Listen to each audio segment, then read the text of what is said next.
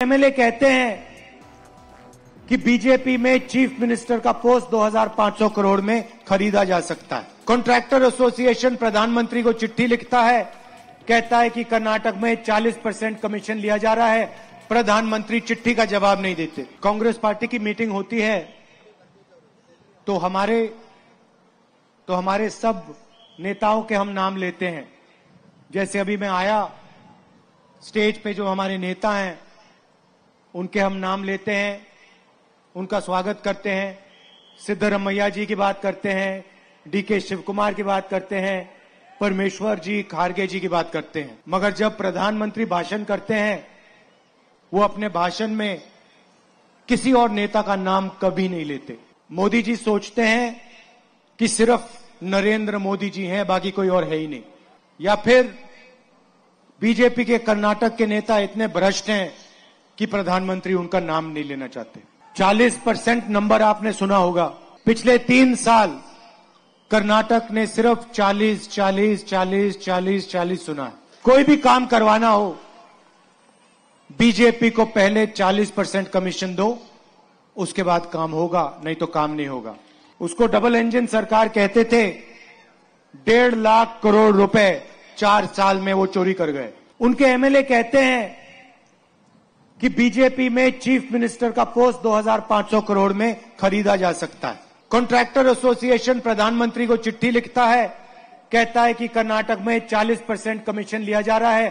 प्रधानमंत्री चिट्ठी का जवाब नहीं देते। Police sub inspector scam, assistant professor scam, assistant engineer scam, cooperative bank scams की लाइन लगी हुई है। तो प्रधानमंत्री यहां आते हैं। प्रधानमंत्री को सबसे पहले कर्नाटक की जनता को समझाना चाहिए कि उन्होंने ये जो 40% भ्रष्ट सरकार है, इसके बारे में क्या किया। कितने लोगों को प्रधानमंत्री ने गिरफ्तार करवाया, प्रधानमंत्री ने कितनी इंक्वायरी कराई। पहले प्रधानमंत्री कहते थे डबल इंजन सरकार। सवाल यह है कि 40% में से कौन से इंजन को कितना मिला, कर्नाटक के इंजन को कितना पैसा आपका मिला, और दिल्ली के इंजन को आपका कितना पैसा मिला। प्रधानमंत्री को जवाब देना चाहिए। अब भाषण में प्रधानमंत्री डबल इंजन नहीं बोल रहे। प्रधानमंत्री को यह भी समझाना चाहिए कि जब कर्नाटक में बाढ़ आई तो उन्होंने कर्नाटक के लिए क्या किया। एक स्टेप उठाया हो तो बता दें।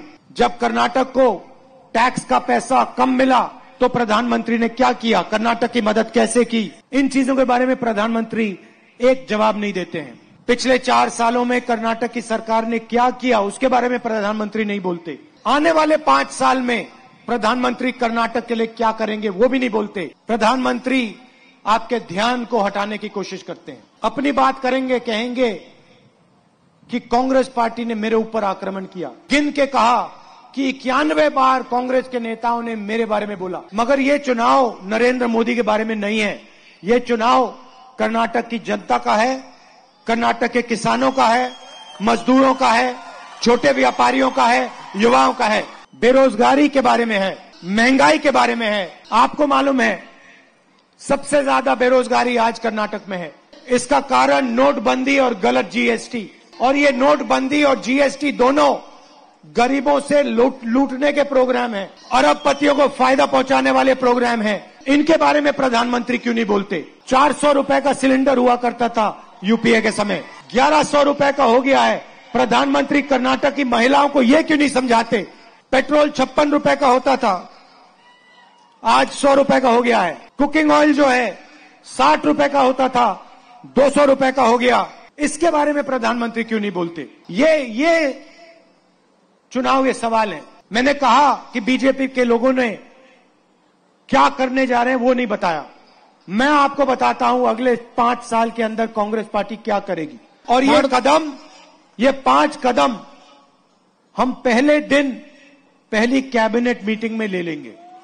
बीजेपी ने हजारों करोड़ रुपए कर्नाटक के लोगों से चोरी किया, हम हजारों करोड़ रुपए कर्नाटक की जनता को वापस देंगे। जितने पैसे आपसे इन्होंने चोरी किए, उतने ही पैसे हम वापस आपकी जेब में डालेंगे। कैसे डालेंगे मैं आपको समझाना चाहता हूं।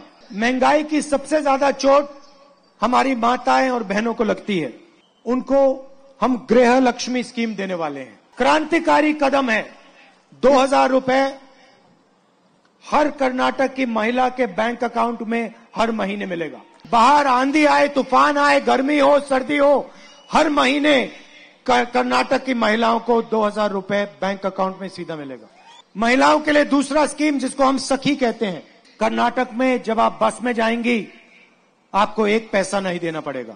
जब भी आप बस में जाएंगी कहीं भी कर्नाटक में कितने भी किलोमीटर आप जाना चाहें आपको एक पैसा नहीं देना पड़ेगा। तीसरा कदम गृह ज्योति स्कीम, 200 यूनिट मुफ्त में बिजली हर परिवार को। चौथा वायदा अन्नभाग्य स्कीम, 10 किलो चावल हर परिवार के मेंबर को। और शायद सबसे जरूरी स्कीम युवा निधि स्कीम। प्रधानमंत्री बेरोजगारी लाए, नोटबंदी, गलत जीएसटी के कारण कर्नाटक के युवाओं को रोजगार नहीं मिल सकता। 2.5 लाख सरकारी रोजगार खाली पड़े हैं। 5 साल के अंदर हम उन 2.5 लाख रोजगार आपको पकड़ा देंगे, युवाओं को दे देंगे। और 10 लाख युवाओं को 5 साल में कर्नाटक में रोजगार देंगे। मगर तब तक हम आपके लिए युवा निधि स्कीम लाए हैं। कर्नाटक के हर ग्रेजुएट को हर महीने सरकार 3,000 रुपए देगी और हर डिप्लोमा होल्डर को 1,500 रुपए देगी हर महीने। किसान कर्नाटक की रीढ़ की हड्डी है। किसान को मदद करने के लिए 1.5 लाख करोड़ रुपए कर्नाटक की सरकार 5 साल में देगी। और दूध की जो सब्सिडी होती है आज 5 रुपए की है, उसको हम 7 रुपए की कर देंगे। देखिए, मैंने साफ साफ आपको बताया कि हम आने वाले समय में क्या करेंगे। 5 क्रांतिकारी कदम मैंने आपको दिखाए और मैं आपको गारंटी देता हूं पहली कैबिनेट मीटिंग में पहले दिन ये कानून बन जाएंगे।